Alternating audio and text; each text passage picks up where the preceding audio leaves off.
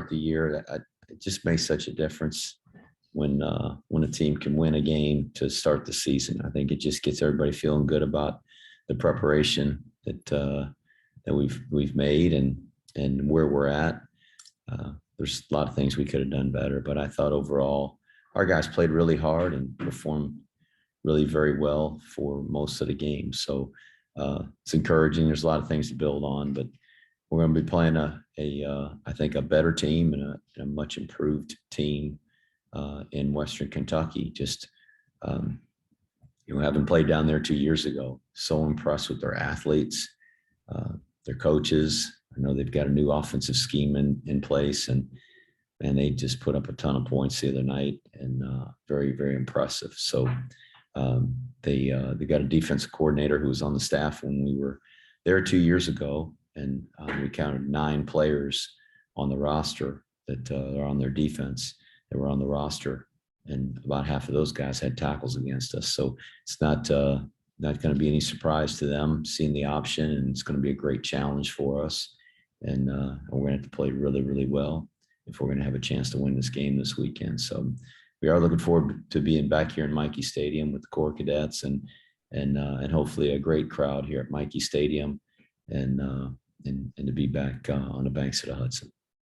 Just to remind everyone, if you could use the raise your hand function, we'll go ahead and get you in. Go ahead and we'll start with Rich DeMarco.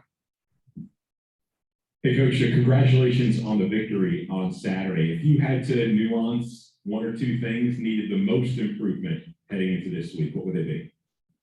I think just overall, fundamentally, sustaining blocks, staying on them longer, being able to shed blocks and get to the ball carrier as quickly as possible. I mean, those are 2 fundamental things that we've got to do really well, and I think any team has to do well if they're going to be effective. So we want to improve that. We had some missed assignments, and some of that comes with just the fact that we're playing an opponent, not our scout team, and perhaps they were doing some things that were not exactly like we practiced or that we anticipated, but just cleaning up some of those missed assignments. I'd like to do that better, and I thought again our guys played really hard and they played pretty well for most of the day, but just performance, that's going to have to improve. I mean, we're going to have to be an improved football team from last week. As I said, I think Western Kentucky's got a team that is really good. You know, they were a bowl team a year ago. They've had great success in that program, and I think they're really, really athletic. So if we're going to have a chance to beat those guys, we're going to have to do things better than we did last week. There's not constant improvement throughout the year, and we're going to find ourselves way behind some of these other teams. And Coach, how excited are you to be back at Mikey Stadium? Of course, the great record last year at home, but also in front of some fans after last year, very limited number of fans at the games. It was nice to be in front of that crowd in Atlanta and have there were a ton of Army fans there, and they were loud and just did a great job supporting our team.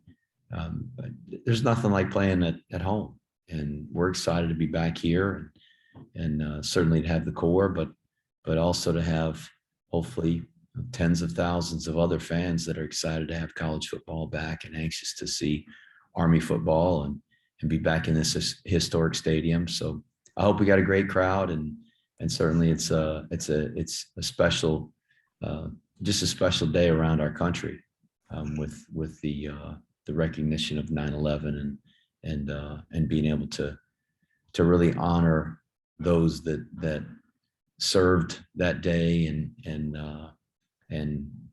ran toward the trouble. And we remember all the thousands of Americans who lost their lives that day, and what a tragic event. But really to honor those Americans that came to aid and to rescue those that were in trouble. So it's one of the things about being in a service academy, knowing that these young men and women will run toward trouble, and and when they know others are in danger, they'll be there to serve and to protect. So it'll be a special day. Okay, great, sir. Ken, go ahead. Coach, hi. Well said about 9/11. Two questions. One about your defense. Julian McDuffie was at the top of the stats on defense with 5 tackles, and it stood out that you had 6 tackles for loss, 3 by Andre Carter. Tell us about highlights of the defense.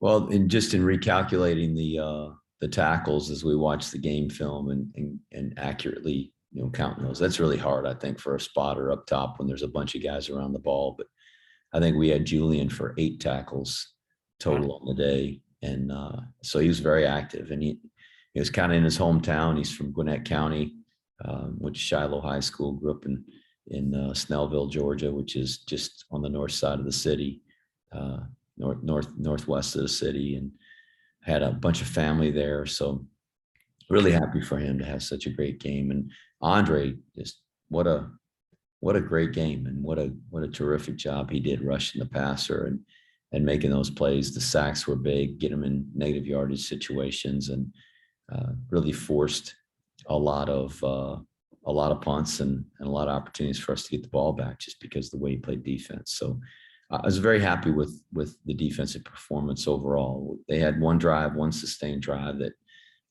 in the first half that we'd like to get back. And I know Coach Woody talks a lot about the just looking at the personnel and trying to defend them and getting the right calls. But that's part of the process.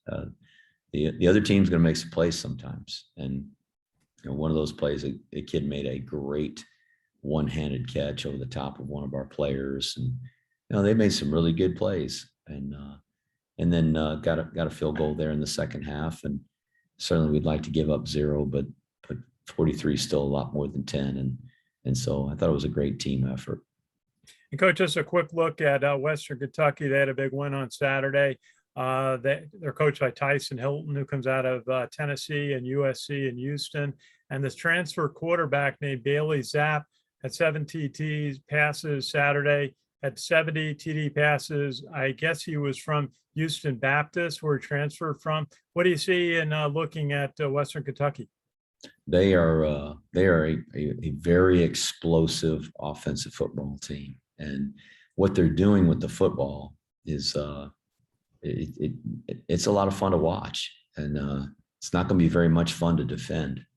They've got a good football team, and a lot of weapons, a really good offensive line, experienced players. They've got skill guys that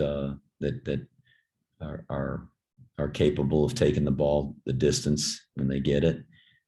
They're a dangerous team, and as I said, defensively, I think they are outstanding. Just the what they did against us a couple of years ago, and what their coaches have been able to put together to defend this offense. And we're not an offense that you see all the time. So I always admire those teams that are able to defend it so well, even when they don't play other option teams on their schedule. So they're clearly well coached, but I can't say enough about their athletes. Watch them play special teams, and you realize how many athletes they've got when they cover kicks and block kicks and those kinds of things. Thanks, Coach. Aaron Summers. You mentioned that it wasn't going to be a fun offense to defend. Defensively, what is your focus going to be this upcoming Saturday?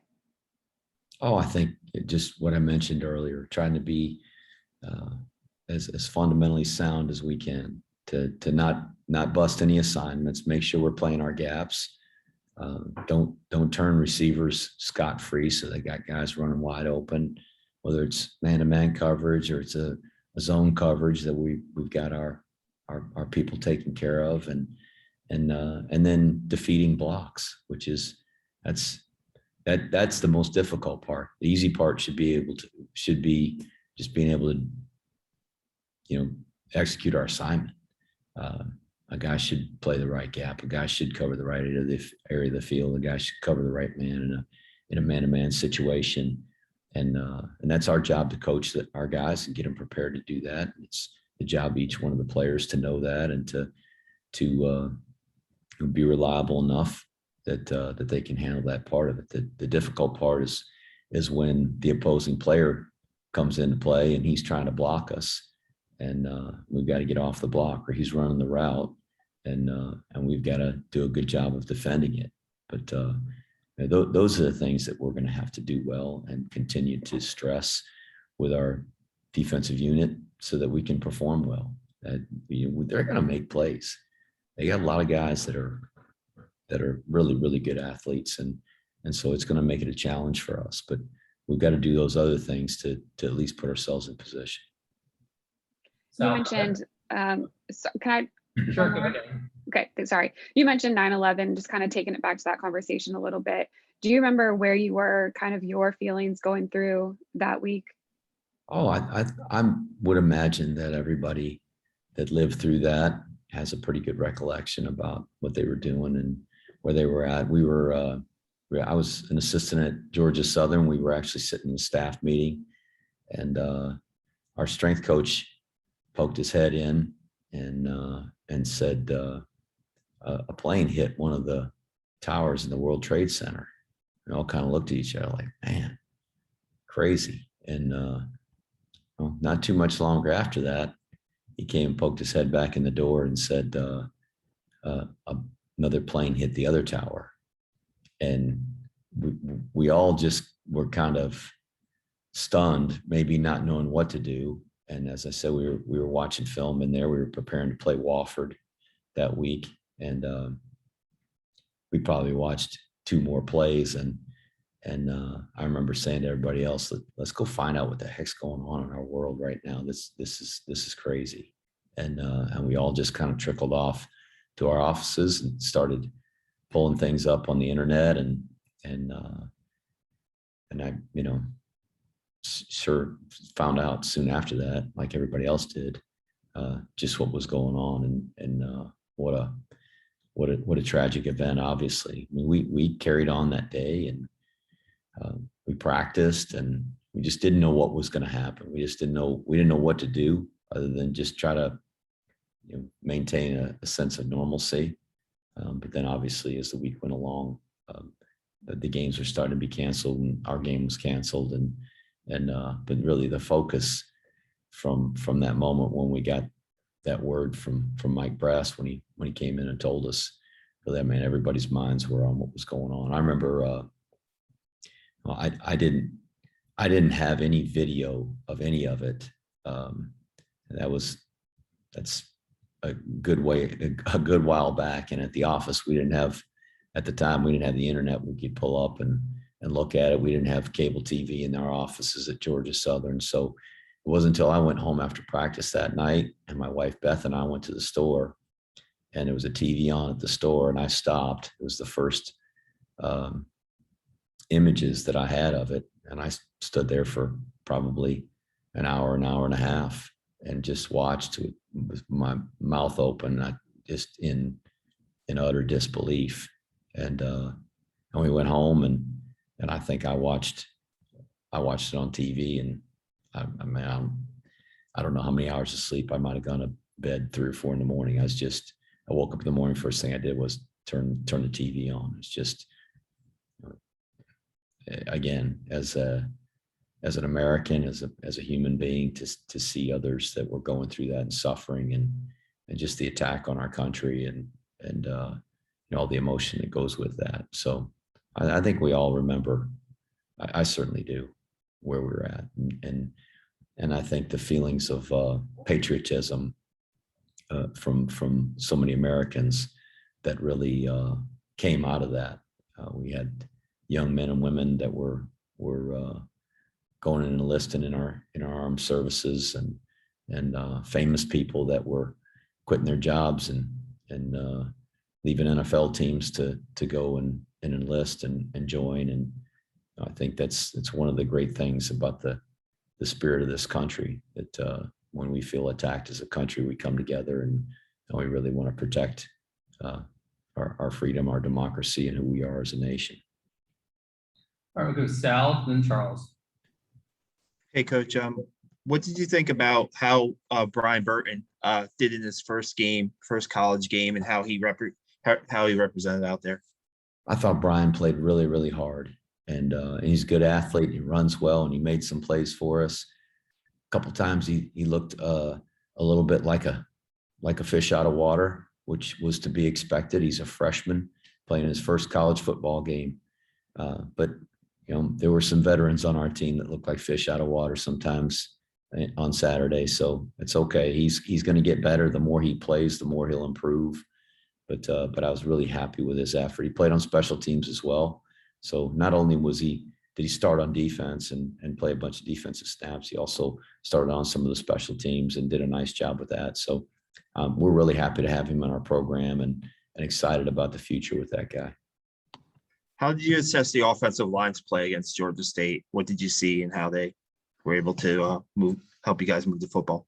They're a tough, rugged bunch of guys, and I thought we did a really good job of blocking them and knocking them out of there. And there were times where Georgia State beat us. I mean, we had some plays that we certainly would have liked to have blocked them better. The guys up front, the nose guard or one of the defensive ends, working across the top of a block or just defeating a block and making a play. And we'd like to do a better job with that. And that they've got a really good front at Georgia State. I'm really impressed with their guys, their quickness and the strength. I mean, their nose guard, I thought he was going to come to school here. And we had him up here for an official visit, and he ended up at Georgia State. And so he's a guy that we really admired as a high school football player, and I think he's having a great college career. And he made some plays against us 2 years ago, and then made a bunch on Saturday. So I thought our guys played hard and played tough, and for the most part did a good job. When you have the kind of production that we had on offense, it doesn't happen just because we got skill guys. It's got to start up front, and I thought those guys really, really played hard, and they're going to have to play better, and they're going to have to improve in the fundamental areas, footwork and pad level at times, and those kinds of things. But it's just football. So that unit out of any on our team, I admire as much as I do any on the team. They're a group of guys that there's no statistics.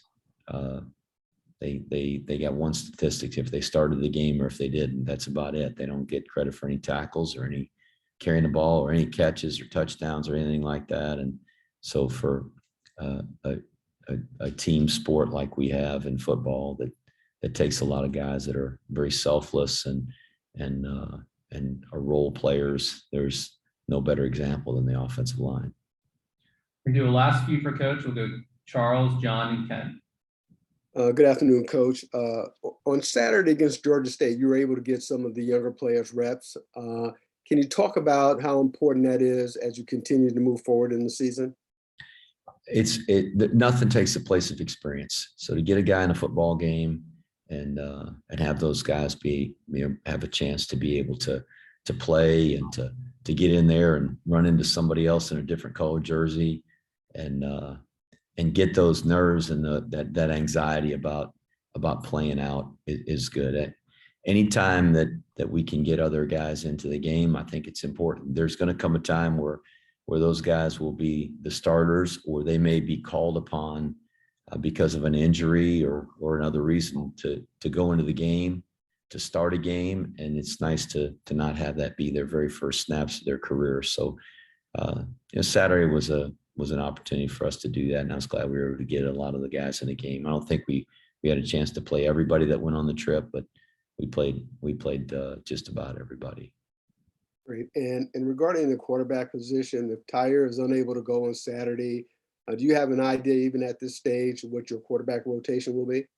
Well, Christian would be the starter. I think we went into the game with those two guys at the top of the depth chart. So Christian would be the starter, and backed up by Jamel and Jabari. And because it's a home game, we don't have a restriction on the travel and those kinds of things. So Cade Ballard and Maurice Ballon will both be dressed out, and as I've said many times, I think every one of those guys is capable of running our offense and helping our offense be productive. So we wouldn't be afraid to play any of them.